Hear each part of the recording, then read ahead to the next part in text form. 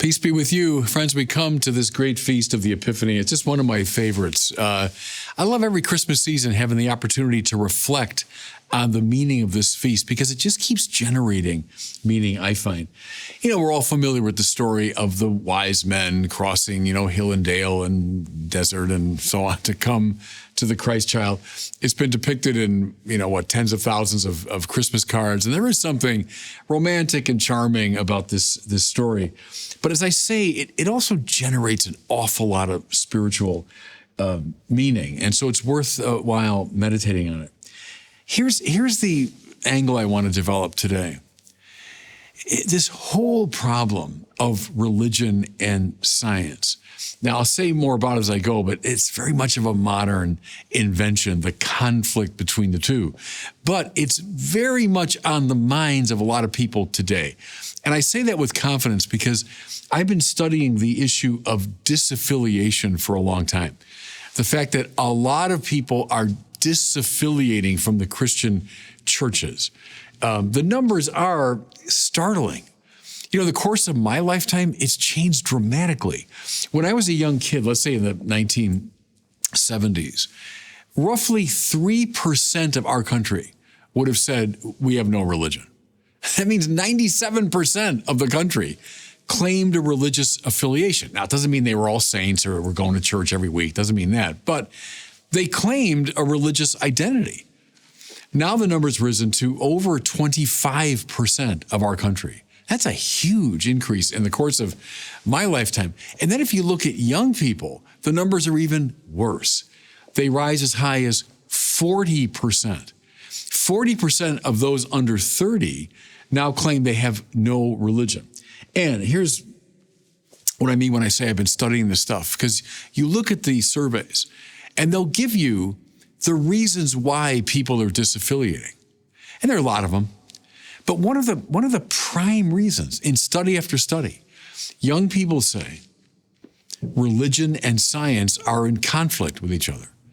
Or you can't reconcile the claims of religion and the Bible with the sciences. And now the subtext is, well, the sciences are great. We love and reverence the sciences. So if religion's out of step with science, religion must be a lot of old superstition. Now read the New Atheists who said that over and over again. These are Bronze Age myths and pre-scientific nonsense. Well, their preaching convinced a lot of young people that religion and science are at odds with each other. And because of that, many are disaffiliating. Well, I think this story of the Magi has a lot to say on this point. Magi. The word in Greek is magoi, and they're not entirely sure what that means. It's, related to magic or magician. Were they astrologers? Probably, to a degree. But we know is that to the east of the Holy Land at that time, there was a pretty advanced culture of, call it stargazing. People who would look up into the night sky and seek to understand its patterns. So there might have been an astrological element, but also I'd say an awful lot of what we call astronomy, doing kind of serious science, plotting the movements and so on of the planets and the sun and so on. Now, here's the point, and I think everybody, it's so important. You can't do that unless you are assuming that there's a basic intelligibility and rationality to what you're examining. You see what I mean?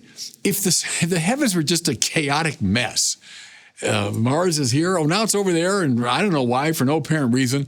Next week it's going to be over there. The moon, I don't know, it doesn't go in any kind of predictable phase. It's here, it's there, it's full. If it was just a jumble, without any pattern, harmony, intelligibility, no scientist could do his work. See, the scientist assumes, there's a pattern of intelligibility, and I'm now trying with my inquiring mind to understand that pattern. Well, that's what the Magi were doing, it seems to me. They were, to a degree anyway, scientists. Think of any science. Psychology, that word ends with logos, doesn't it? Biology ends with logos. Physiology ends with logos. The idea is there's a logic, there's a rationality and intelligibility to the mind, studied by the psychologist, to the body, studied by the biologist, etc. All of science rests upon this assumption of intelligibility. Well, here's the next question. If the universe is, in every nook and cranny, marked by intelligibility, pattern, knowability, where's that come from? Why should that be the case?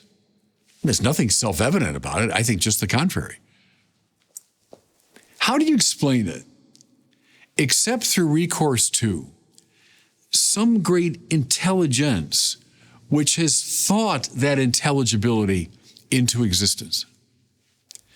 Here's the way Joseph Ratzinger, Pope Benedict XVI, put it. Objective intelligibility leads to subjective intelligence.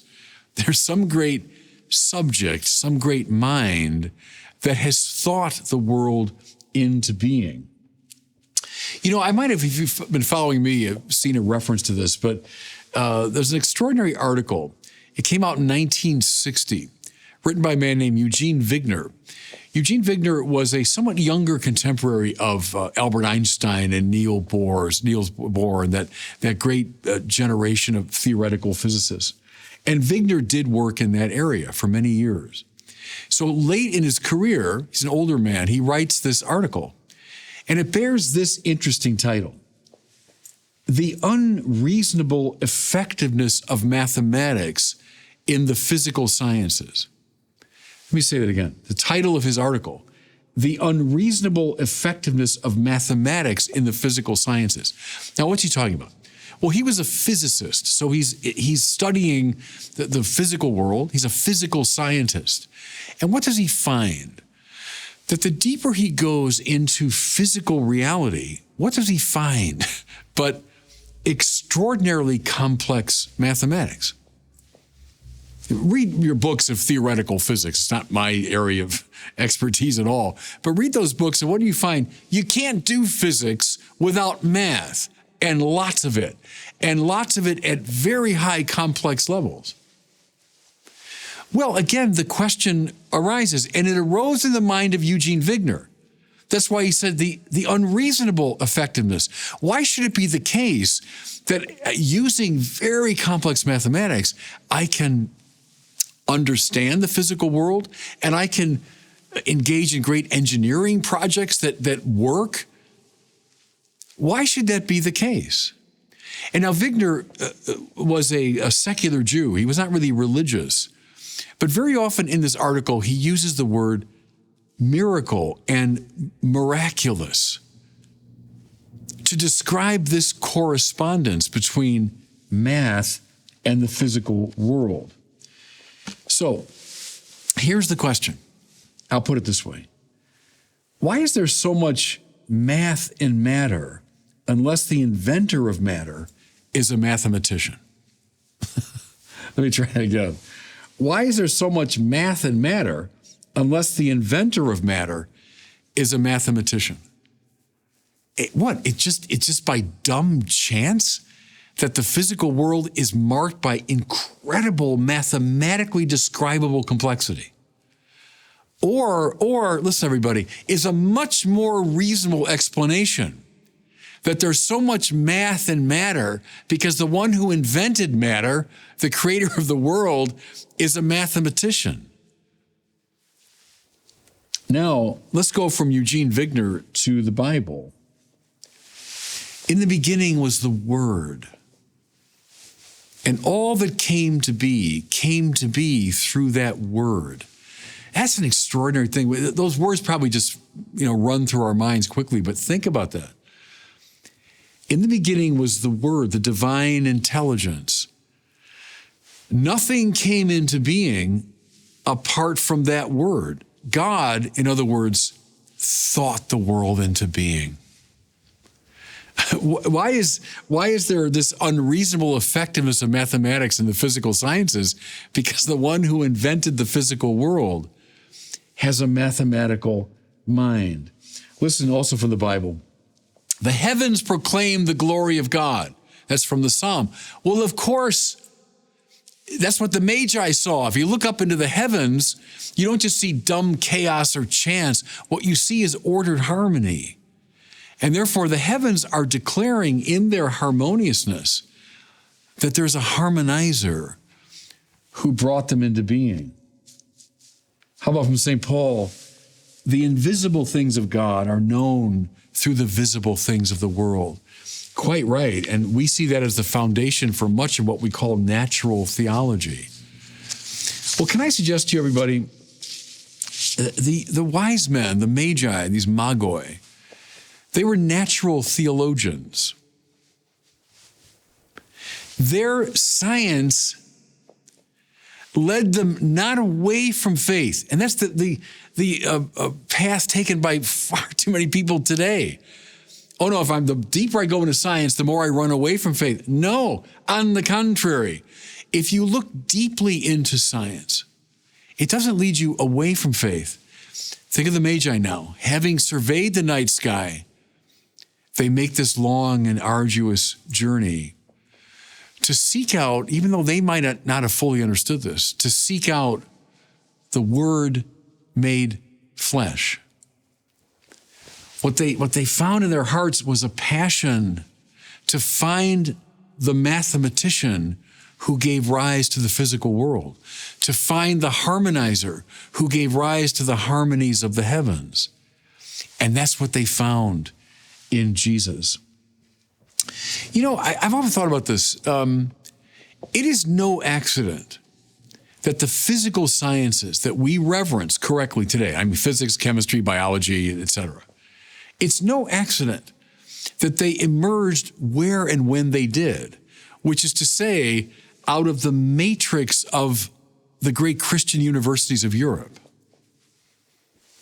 See, there are two things required for a science to get off the ground. First is what I've been talking about, that you believe the world is radically intelligible. But you know what the second one is? That you know the world is not God. See, if you think the world is divine or you worship things in the world, you're not going to experiment on them. You're not going to analyze them. You're going to worship them. But if you know, well, the world isn't God, but yet it's imbued with intelligibility, now science can begin with confidence. See, both those assumptions are corollaries of the doctrine of creation that was taught in the Christian universities, that God, the Creator, gave rise to the world, so it's not God, but it's endowed with this radical intelligibility. Those two things allowed the modern sciences to emerge. So maybe if you're a young person listening to this and you're tempted by this religion science thing, heed these words. Maybe parents, grandparents listening might think of sending this sermon to their young people tempted to disaffiliate because of this. Think of the Magi. They came to Christ not despite science. They came to Christ precisely through their science. And God bless you.